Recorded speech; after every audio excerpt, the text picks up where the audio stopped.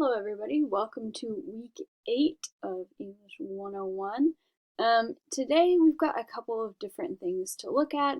The very first thing is linked on the week 8 module. Sorry if you hear my cat running around in the background. And it is the Purdue OWL APA website.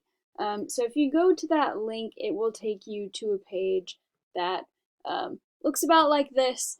You can see it's run by Purdue University's online writing lab. And basically, this is your one-stop shop for how to do your APA format for this essay. So last essay, you did an APA style title page, but you had no citations that you had to do. This time, you'll do the title page, and you will also have to do in-text citations and a references page. So what do I mean by that? Well, this is the sample paper that they give on the Purdue OWL website if you'd like to look at that after this on your own. You'll see they have the normal title page that you did last time with the title bold and then your name and the university, my name, all of that stuff. Then we've got the actual text of the paper here. Now you'll notice that there are these little parentheticals at the end of their sentences. This is what we call an in-text citation. This is where they're telling you, I have used source material in this sentence, so I need to cite it. This is anytime you use paraphrase, summary, or direct quotes. Your book also covers this in the citation chapter, and I recommend you look at that as well. For APA citations, it's the last name, comma, the date that it was published. So you can see they do this throughout the sample paper, and then at the end of the paper here, we can find their references. Here it is. And so this is what you will do as well. You will have a references page. It just says references in bold, centered at the top. This is a new page at the end of your paper. And then you'll have your references page citation. Now, you can find how to do the references page citation by going over here on the left-hand side of the Purdue OWL website to where it says reference list. And all of your sources are going to be electronic. And there are a couple of different options for what your source might be. You might have a certain web page where you found the text of your speech. This would be how your references page citation looks with the actual title of the page of the website and the website's name and the URL. A lot of you guys are going to have, and this is all still on that electronic sources site on the Purdue OWL website. A lot of you guys are going to have way down here a YouTube video. So this is exactly what that looks like, where you have the person who's speaking, and then you have the username of the person who uploaded the video, and then the year is published, the title of the video, and then YouTube and the URL. Some of you guys are doing a TED Talk.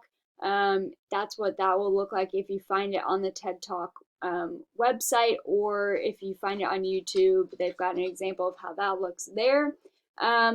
Every single type of source can be found on here, but those are the ones that I think everyone is using. So you can go ahead and try to write up your citation and use that in your second draft on the references page. You will be required to have that. And your in-text citations, which again will just be that last name of the author and then a comma and the date that it was published. You will have the parentheses, the parenthetical citation rather, and then the period after the citation. And all of this is also in your book, so please take a look at that.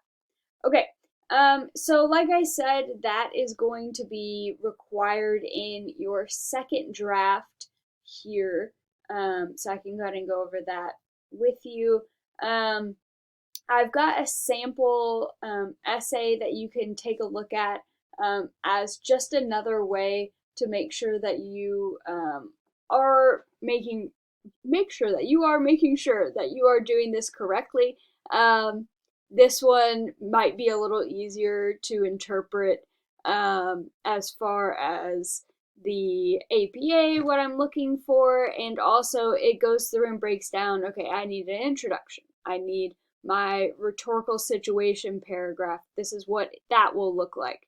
Then I need my paragraph about pathos, logos, and ethos. And you can go through and see exactly how it's done, what I'm looking for in terms of specifically, like this sentence, pulls out specific words that this is President Bush's 9/11 address that he uses in that speech, and describing, well, what sorts of emotions are they meant to make the listener feel. That would be pathos. And you can go through here and see exactly what I'm looking for pathos, ethos, and logos.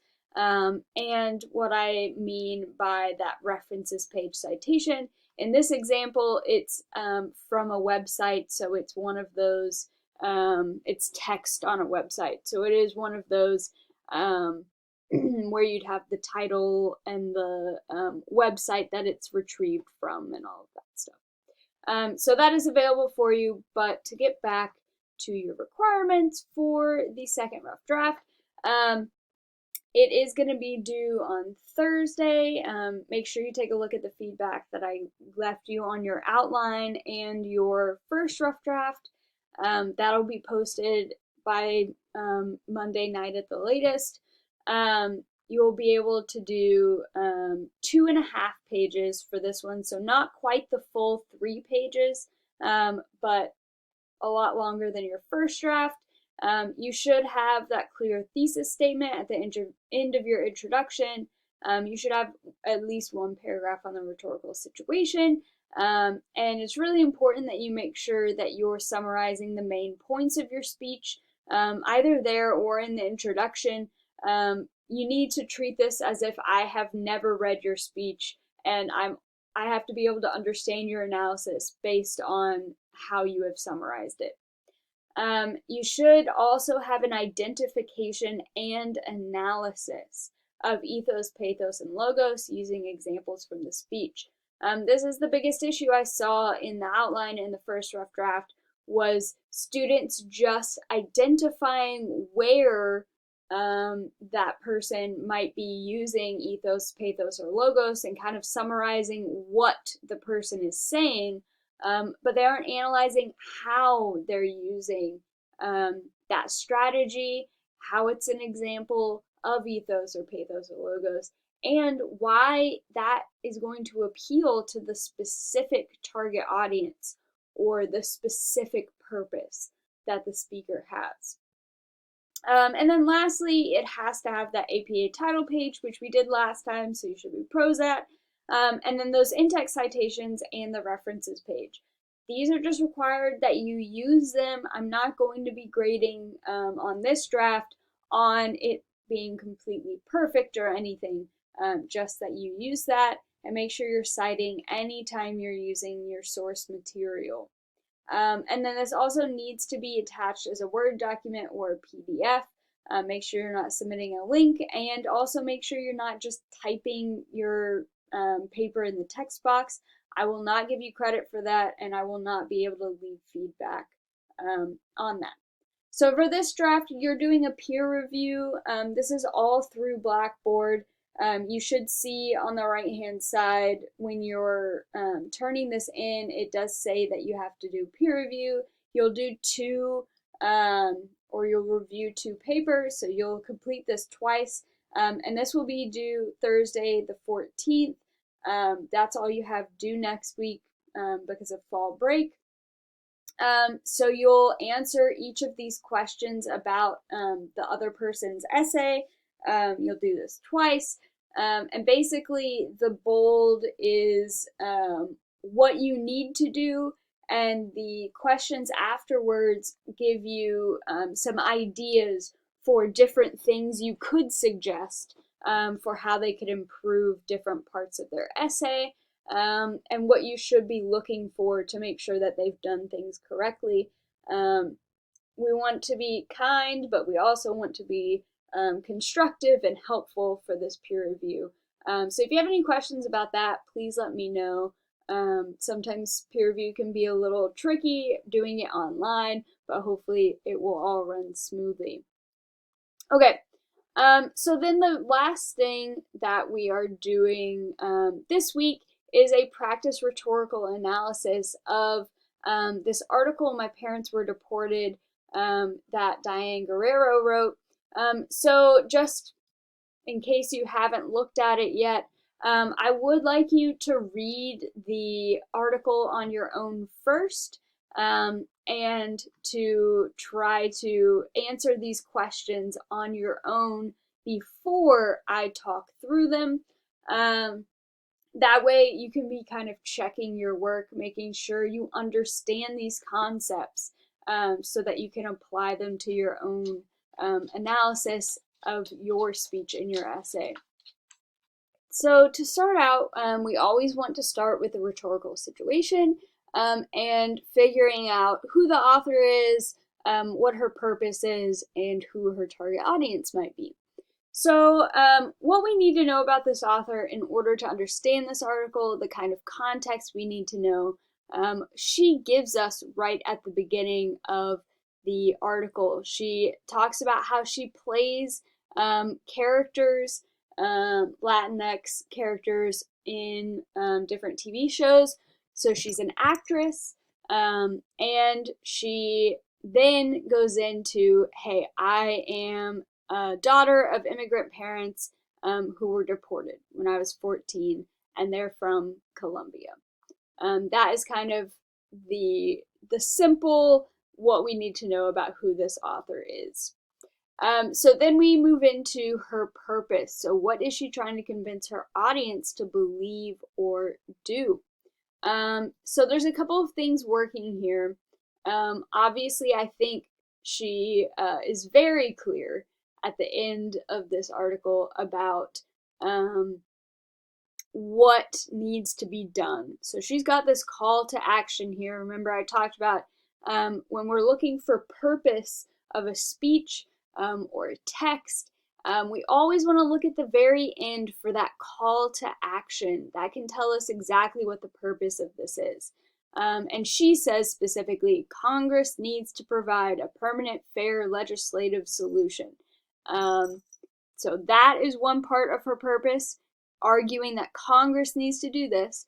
But in the meantime, families are being destroyed every day, and the president should do everything in his power to provide the broadest relief possible now.